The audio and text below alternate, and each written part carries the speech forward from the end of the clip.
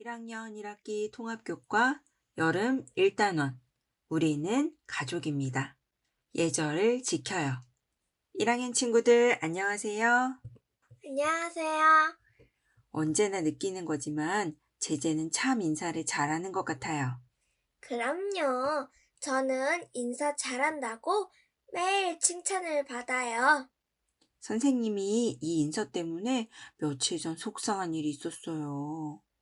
학교에서 복도를 지나가고 있는데 친구들이 지나가면서 선생님을 보고도 못 본 척하고 지나가거나 인사를 하지 않고 지나가는 거예요. 그러면 안 되지요. 그렇죠.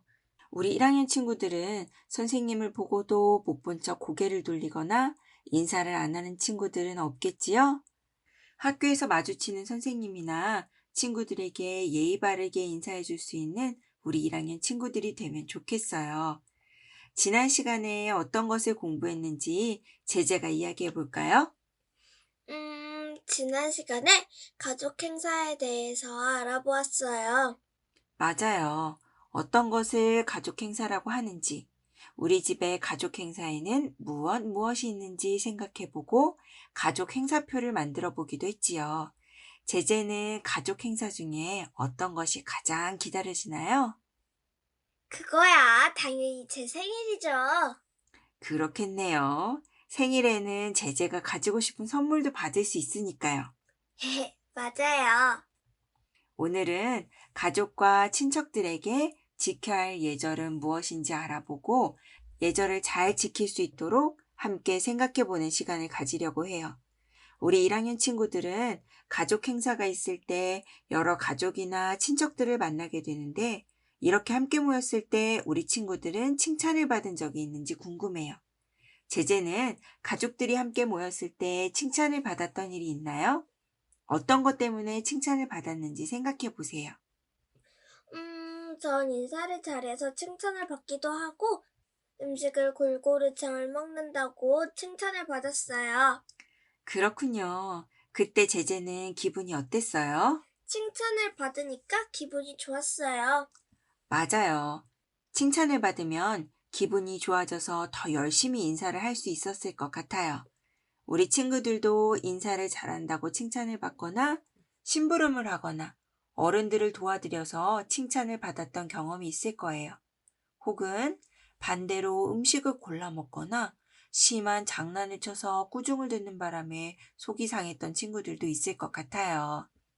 아까 수업을 시작하면서 선생님이 인사 이야기를 했는데 우리 친구들은 예절이라는 말을 들어본 적 있나요? 제재는 예절이라는 말을 어디서 들어보았어요? 저는 유치원에서 예절 교육 수업을 받았는데 그때 예절이라는 말을 들어보았어요. 아, 그랬군요. 그럼 예절 수업에서 무엇을 배웠는지 기억나나요? 바르게 인사하는 것도 배우고 어른들께 높임말을 사용해야 한다고도 들었어요.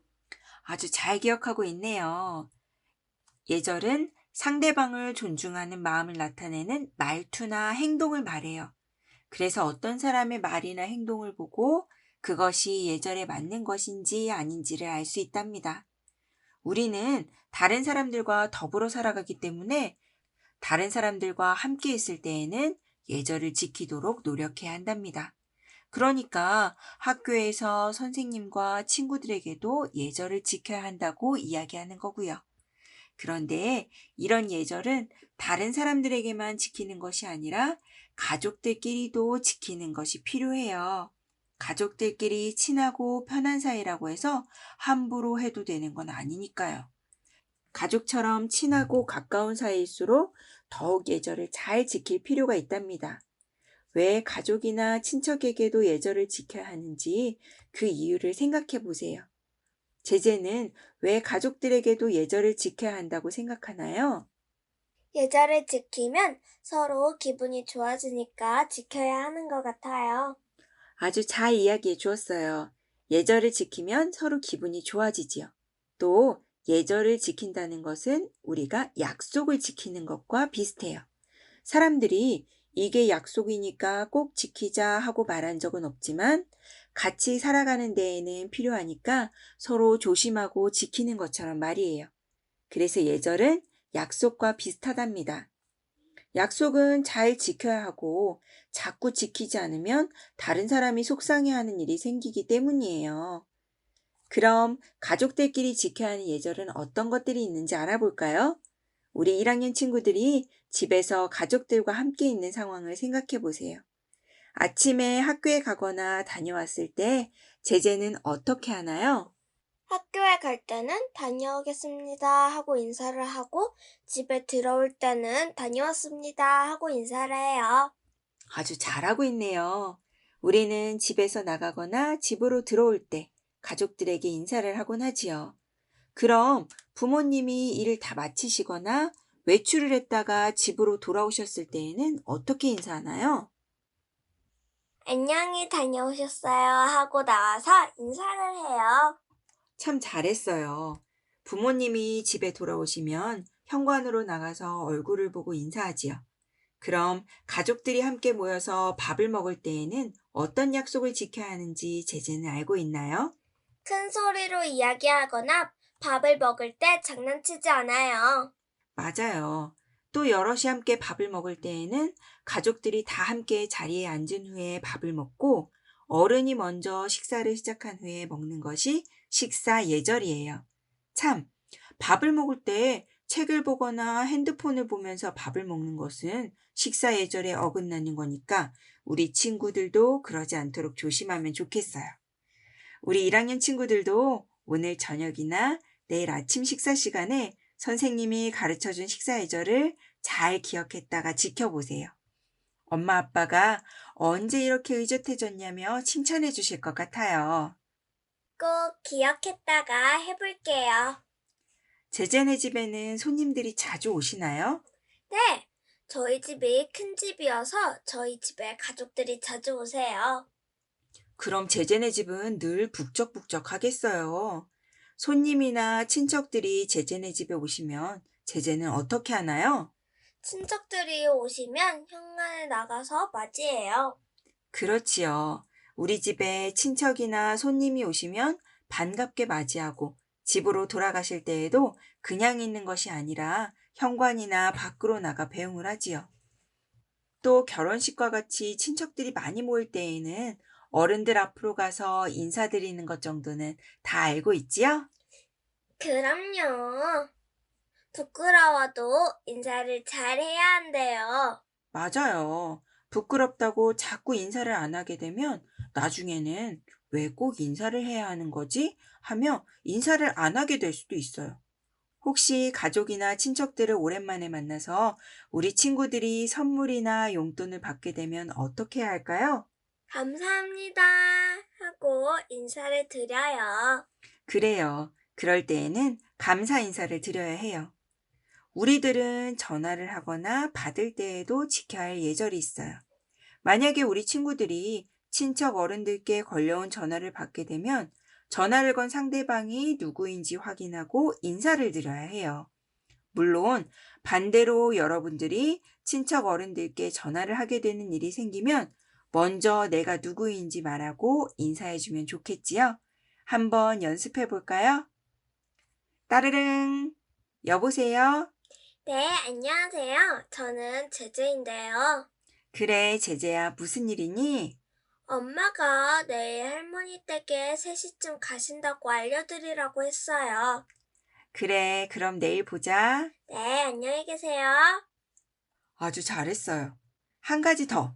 통화가 다 끝난 후에는 내가 하고 싶은 말만 하고 끊어버리는 것이 아니라 이야기를 끝까지 다 듣고 어른이 전화를 끊는 것을 확인하고 나도 전화를 끊는 것이 좋아요. 전화를 할 때에나 다른 사람과 이야기를 할 때에는 모두 마찬가지로 내 말만 하지 않고 상대방의 이야기를 주의 깊게 들어줘야 하는 것은 우리 친구들도 다 잘 알고 있지요? 아까 가족들끼리 식사를 할 때 지켜야 할 예절 이야기를 해보았는데, 우리가 밥을 먹을 때 사용하는 수저. 수저는 숟가락과 젓가락을 말하는 건데요. 수저도 바르게 사용하는 방법이 있어요. 제재는 젓가락질 잘 하나요? 전 젓가락질 잘해요. 와, 부러워요. 우리나라 사람들은 젓가락을 사용해서 머리가 똑똑하다는 이야기도 있어요. 밥을 먹을 때마다 젓가락을 사용하느라 손을 자꾸 움직이니까 머리가 똑똑해진다고요. 선생님은 어렸을 때 젓가락질을 잘 못해서 어른들께 꾸중을 들었던 적이 있어요. 그런데 어렸을 때 젓가락질 사용하는 것을 제대로 배우지 못했더니 어른이 된 지금도 젓가락질을 하는 게 어려울 때가 있어요. 우리 친구들은 아직 어리니까 지금부터 젓가락 사용하는 방법을 바르게 익히면 어른이 되어서도 잘할 수 있을 거예요. 그럼 젓가락질 제대로 하는 방법 알아볼까요?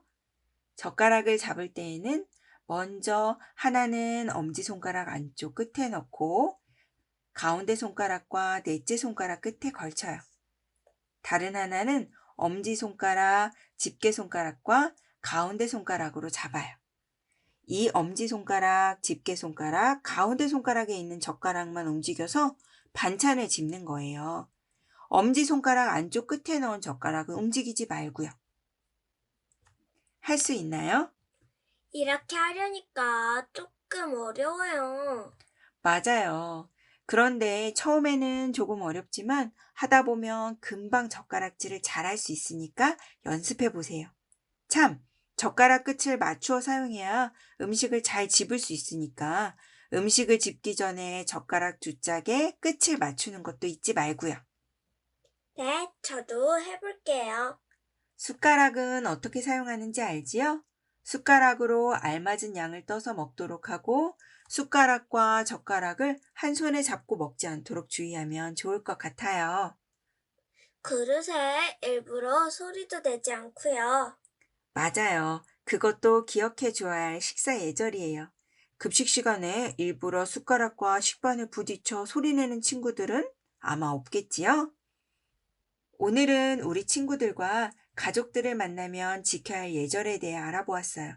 우리 친구들이 학교에 가거나 집에 돌아왔을 때, 부모님이 집에 들어오셨을 때나 함께 식사를 할 때 지켜야 할 예절은 어떤 것이 있는지 알아보고, 친척 어른들과 만났을 때에는 어떻게 해야 하는지도 알아보았어요.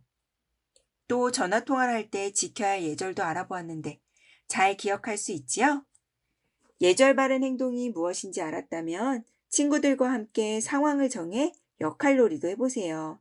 가족들이 함께 있는 상황을 정하고 바른 행동을 하는 경우와 바르지 못한 행동을 하는 경우로 나누어 역할놀이를 하다 보면 우리 친구들이 어떻게 해야 예절을 잘 지킬 수 있는지 더 잘 알게 될 거예요.